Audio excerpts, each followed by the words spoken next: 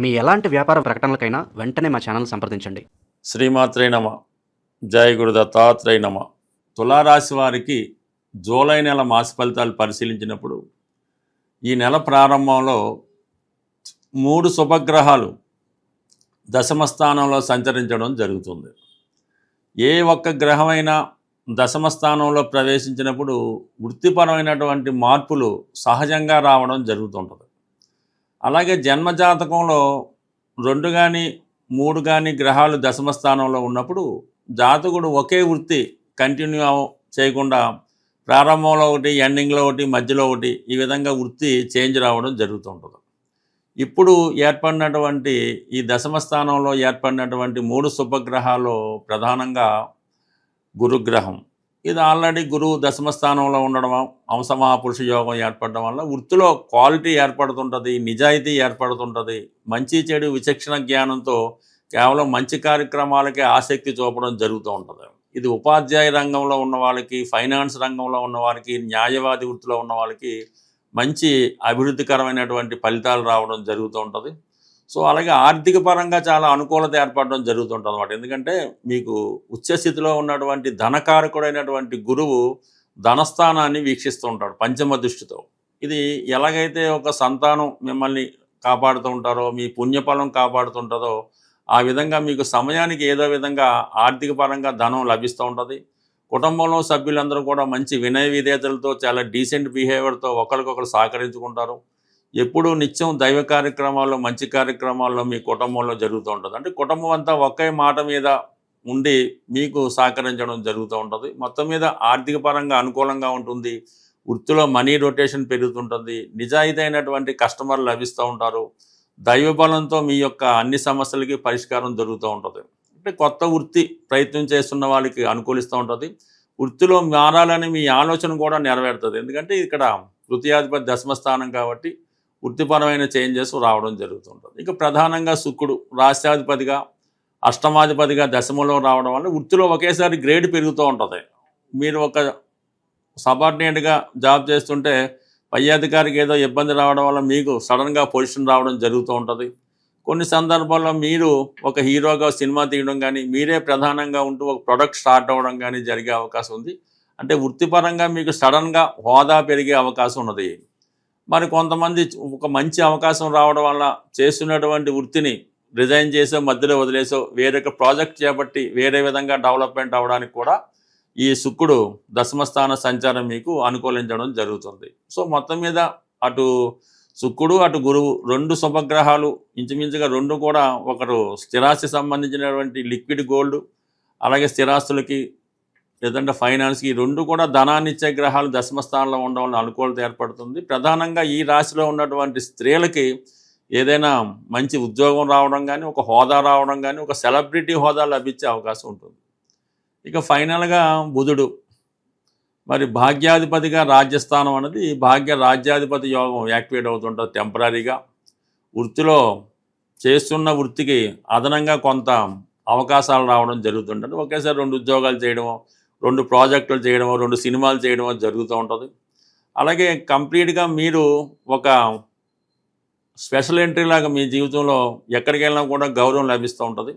అయితే జూలై 7వ తారీఖున మరి బుధగ్రహం తిరిగి వక్రించి భాగ్యస్థానంలో సంచరించడం వల్ల ఇది విద్యార్థులకి గతంలో మీరు ఏదైనా ఉన్నత విద్య కొరకో, విదేశం కొరకో ప్రయత్నం చేసి ఉంటే మీ ప్రయత్నం జూలై 7 తర్వాత నెరవేరే అవకాశం ఉంటుంది. అంటే ఒకసారి రిజెక్ట్ అయినా తిరిగి ప్రయత్నం చేయడం వల్ల జూలై 7 తర్వాత మీ ఆశయం నెరవేరుతుంది. 9వ స్థానం అన్నది ఉన్నత విద్య చెప్తుంటుంది, విదేశ ప్రయత్నాలు చెప్తుంటుంది, దూర ప్రాంత ప్రయాణాలు చెప్తుంటుంది. కాబట్టి అటువంటి వారి కోసం ఎదురు చూస్తున్న వారికి జూలై 7 తర్వాత అవకాశం రాబోతుంది. బట్ ఏదైనా అష్టమంలో కుజుడు, సప్తమాధిపతిగా అష్టమంలో కుజుడు సడన్గా కొంత అనుకోని సంఘటనలు మీ జీవితాన్ని మలుపు తిప్పే అవకాశం ఉంది.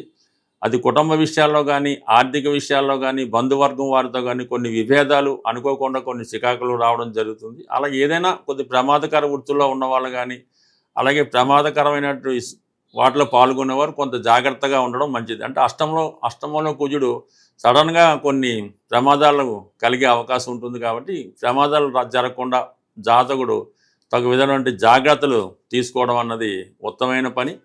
అయితే 6వ స్థానంలో శని నిరుద్యోగులకి కల్పవృక్షంలో మీరు ప్రయత్నం చేయాలి తప్ప ఏదో ఒక ఉద్యోగం లభిస్తూ ఉంటుంది. జాస్టీగా 5లో ఉన్నటువంటి రాహు అత్యాశకు పోవడం వల్ల, ఈ స్పెక్యులేషన్ వల్ల టోటల్గా నష్టపోయే అవకాశం ఉంటుంది. ఒక నమ్మక ద్రోహం జరగడం కానీ, ఆత్మీయులు దూరం అవడం కానీ జరిగే అవకాశం ఉంటుంది. ఈ విషయంలో కొంత జాగ్రత్త పడడం మంచిది. తీవ్రమైనటువంటి ఆర్థిక ఇబ్బందులతో బాధపడుతున్న వాళ్ళు బుధవారం రోజు ఒక కిలో అటుకులు అంటే గట్టి అటుకులు, ఒక అరకిలో బెల్లం అంటే బెల్లం పౌడర్గా కొట్టి ఈ అటుకులు బెల్లం కలిపి బుధవారం రోజు ఎనీ విష్ణుమూర్తి టెంపుల్, వెంకటేశ్వర స్వామి, సత్యనారాయణ స్వామి, లక్ష్మీ నరసింహస్వామి టెంపుల్లో కానీ, ఈవెన్ వినాయకుడి టెంపుల్లో అయినా సరే ఈ బుధవారం రోజు అక్కడ భక్తులకి అంటే స్వామికి నైవేద్యంగా పెట్టి భక్తులకి పంచిపెట్టవలసి ఉంటుంది ఈ అటుకులు. అలాగా కేవలం మీరు 3 వారాలు చేయడం వల్ల ఆర్థిక పరంగా మీకు ఎంతటి ఇబ్బందులు ఉన్నా సరే 100% మీకు ఆ సమస్యకి పరిష్కారం అన్నది దొరుకుతూ ఉంటుంది.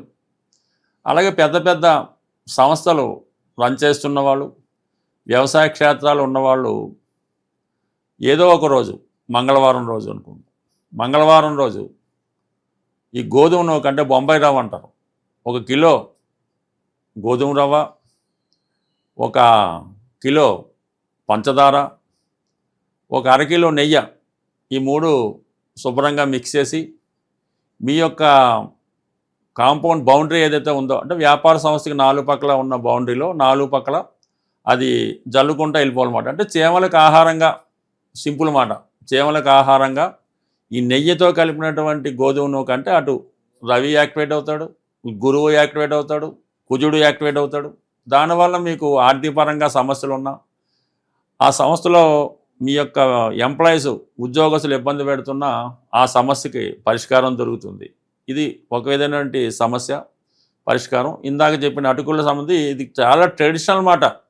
కుచేలు లాంటి వారు మరి కృష్ణ భగవానికి అటుకులు ఇవ్వడం వల్ల అతను ఎంత ఐశ్వర్యంతుడవాడో అవి ప్రాక్టికల్గా కూడా జరుగుతున్నాయి. ఇవి నమ్మకంతో చేస్తే.